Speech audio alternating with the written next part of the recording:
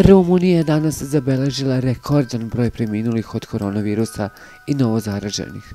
Život je izgubilo 120 ljudi, a inficirano je 7733 osobe, saopštio je krizni štab ove zemlje.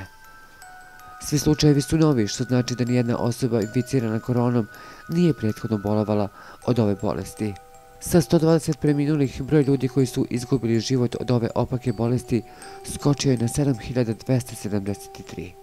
11.897 pacijenata je u bolnicama, 974 se nalazi na intenzivnoj nezi, a u samoizolaciji je 58.021 osoba.